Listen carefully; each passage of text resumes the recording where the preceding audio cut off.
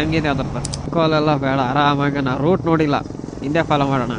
ಹೋಗುರು, ನೀನೇ ಹೋಗು, ದೊಡ್ಡವನಾಗಿ ನೀನೇ ಹೋಗ್ಬಿಟ್ಟು, ನೀನೊಬ್ಬ ಹೋಗು. ಹೋದ್ರಾ? ಅಣ್ಣ ಅಣ್ಣ ಅಣ್ಣ ಅಣ್ಣ ಕಾರನ್ನು ಹೋಗ್ತಾನಂತ ನಾನು ಬಿಟ್ಟರೆ ಅವ್ನು ನನಗೆ ಬಿಡಲ್ಲ. ಈ ಕಡೆ ಲಾರಿ ಕಡೆ ಹೋಗೋದು ಬೇಡ, ಒಳ್ಳೇದಲ್ಲ. ಲಾರಿ ಸರಿ ಇಲ್ಲ, ಯಾವ ಕಡೆ ತಿರುತ್ತಾರೋ ಗೊತ್ತಿಲ್ಲ, ಅಷ್ಟೇ ರಿಂಗ್. ಅದೊಂದು ಭಯ ನನಗೆ. ಹಳ್ಳಿಲಿ ಬಂದ್ರೇ ಪ್ರಾಬ್ಲಮ್. ಲಾಂಗ್ ರೈಡ್ ಹೋಗೋ ಟೈಮಲ್ಲಿ ಹಳ್ಳಿಗಳಿಗೆ ಸಿಕ್ಕರೆ ಬೇಜಾರಾಗ್ಬಿಡುತ್ತೆ. ಯಾಕಂದರೆ ಸ್ಪೀಡಾಗಿ ಹೋಗ್ತಿರ್ತೀವಿ, ಆ ರೀಸನ್ ಸೆಂಟ್ರಲ್ ಹಳ್ಳಿಗಳಿಗೆ ಬರ್ತಿರ್ತವೆ.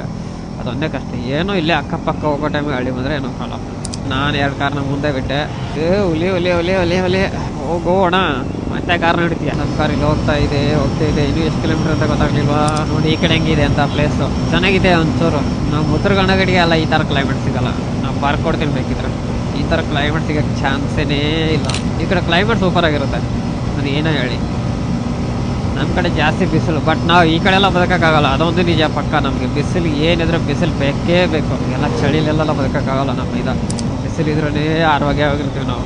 ಚಳಿಲೆಲ್ಲ ಆರೋಗ್ಯಕ್ಕೆ ಚಾನ್ಸೇ ಇಲ್ಲ ನಮಗೆ. ಸರ್ ನಮ್ಗೆ ಎ ಸಿ ಕೊಟ್ರೆ ಆಗಲ್ಲ ನನಗೆ, ಫಸ್ಟ್ ಆಫ್ ಆಲ್. ಅಂಥದ್ರಲ್ಲಿ ಡೈಲಿ ಇದೇ ಥರ ವಾತಾವರಣ ಅಂದರೆ ಹೆಂಗೆ ಬದುಕೋ ನಾವು? ಸ್ವಲ್ಪ ಆದರೂ ಬಾಡಿ ಫಿಟ್ ಆಗೋದು ಹೆಂಗೆ, ಸ್ಟ್ರಾಂಗ್ ಆಗೋದು ಹೆಂಗೆ ಆ ಥರ ಇದ್ದರೆ? ಫ್ರೆಂಡ್ಸ್, ನಾವು ಬೆಳಗ್ಗೆಯಿಂದ ಟಿಫನೇ ತಿಂದಿಲ್ಲ, ಯಾರು ತಿಂದಿಲ್ಲ. ಅವನು ತಿಂದಿಲ್ಲ, ನಾನು ತಿಂದಿಲ್ಲ, ನಮ್ಮ ಕೊಟ್ಟು ತಿಂದಿಲ್ಲ.